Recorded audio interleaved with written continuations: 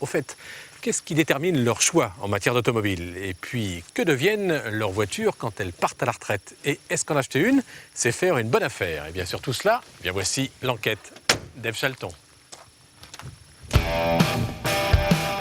À New York, Londres ou Mexico, un taxi, ça se reconnaît à la couleur. En France, c'est grâce au lumineux. Une autre façon de les reconnaître, c'est aussi la marque. En France, Peugeot et Mercedes se partagent les 2/3 du marché des taxis. Au fait, pourquoi choisit-on une marque plutôt qu'une autre? L'achat de voitures, pour moi, le plus important, c'est l'après-vente. Notre parc est composé à 50% en gros de Mercedes et à 50% de Peugeot 406. La G7, c'est 800 véhicules sur 15 000 qui roulent en Ile-de-France. Tout le reste, ce sont des artisans. Ah bah moi actuellement c'est une Mercedes. Peugeot 406 turbo.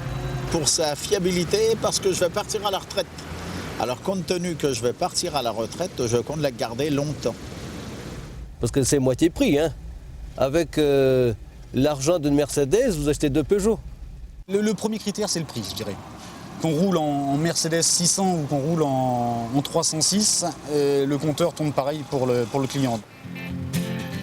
Mais ne vous étonnez pas de ne jamais prendre un taxi BMW. La marque allemande ne souhaitant pas avoir comme ambassadeur les taxis, elle ne consent aucune remise ni délai prioritaire.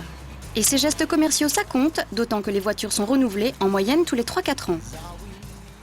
On garde les véhicules de type Peugeot 3 ans, maximum, 200 000 km environ. Et on garde les Mercedes 4 ans maximum, c'est-à-dire 270 280 000 km. Pour savoir ce que deviennent les taxis à l'heure de la retraite, nous sommes allés en banlieue parisienne où quelques garages spécialisés en ont fait un véritable marché. Ici, les voitures sont vendues en dessous du prix de l'Argus et subissent un contrôle technique annuel, mais ça reste cher pour un moteur qui ne dépassera jamais les 50 000 km supplémentaires, sans compter l'état général. Je pense que tous les frais qu'ils doivent faire après l'achat, je pense que ce n'est pas très intéressant pour un particulier d'acheter un taxi. Voilà. C'est une bonne affaire s'il ne fait pas trop de kilomètres. Si c'est un particulier qui est représentant de commerce qui fait 100 000 km par an, c'est pas valable. Si vous faites 10 000 ou 15 000 km par an, même 20 25 000, vous pouvez acheter ce genre de véhicule. Il vous fera 4 ans, 5 ans, 6 ans, donc il n'y a aucun problème. On va la faire tourner si vous voulez.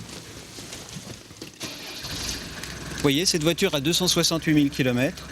D'ailleurs, je peux vous montrer le contrôle technique. Et voilà. Vous voyez, 0 défaut constaté, fin du procès verbal, voilà. Alors, mauvaise affaire ou pas, de toute façon, 80% de ces anciens taxis seront vendus à l'étranger, Maghreb, Espagne ou Portugal, par des marchands spécialisés. Mais avant de passer la frontière, on dit que certains, pour justifier le prix, n'hésitent pas à trafiquer les compteurs. Dans le coffre arrière du traîneau du Père Noël, des livres à lire pendant les fêtes avec d'abord un petit monument, Le siècle de Renault, 260 pages, 2000 illustrations qui présentent l'entreprise décennie après décennie en prise directe avec les petits et les grands événements du monde, passionnants et innovants. Histoire encore, l'histoire mondiale de l'automobile par Serge Bellu. Depuis le balbutiement des premiers moteurs jusqu'aux nouvelles perspectives du 21e siècle, un superbe voyage dans le temps accompagné